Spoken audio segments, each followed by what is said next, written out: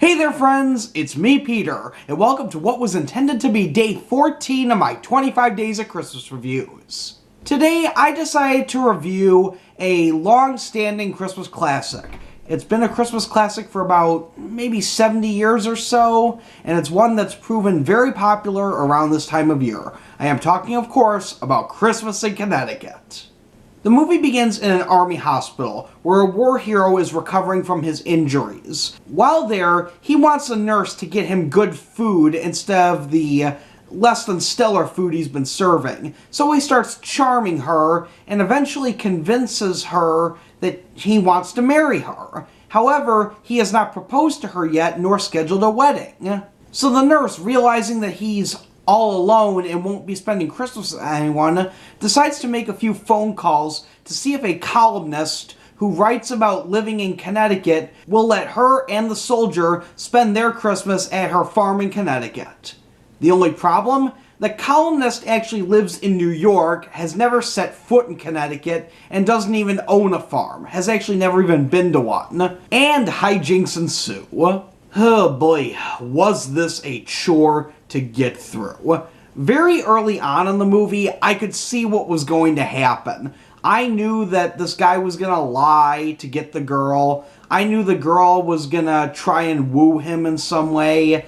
And as soon as I found out that the columnist had never even set foot in Connecticut, but was going to go along with it, even pretend to get married, just so they could have this man have a good time, I just knew this was going to be a bad movie. There's a cliche in movies and TV shows known as the liar revealed, and this is where someone goes along with a lie, and then in the end they reveal it and everything falls apart. Some common examples are in A Bug's Life, when Flick reveals that the circus ants are in fact circus ants and are not warriors. Or in Chicken Run, when the big hero of the movie reveals that he's just a showman and he doesn't actually believe in being a hero. The nostalgia critic Doug Walker hates this cliche, and I really do too, because you know how it's all going to turn out in the end. And while I'm not going to spoil anything about Christmas in Connecticut, let's just say the ending will not shock anybody. Quite frankly, I was only half-heartedly paying attention to this movie, since I knew pretty much what was going to happen, and frankly, I was not interested in seeing it. As soon as I found out what was going to happen, I just zoned out. That being said, there are a couple funny scenes. One kind of humorous scene is where the columnist, in an attempt to prove she has a family, borrows somebody else's baby, and tells the soldier that it's a boy named Robert. However, the soldier decides to help give the child a bath and clearly discovers the child is a little girl, not a little boy.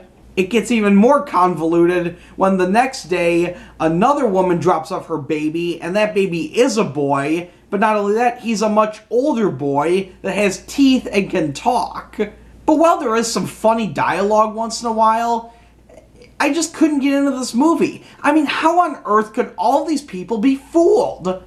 I mean, yeah, maybe this was something that was popular in the 40s, but it doesn't hold up very well. It's not all that funny, the plot's cliched to no end, and this is why I don't like romantic comedies.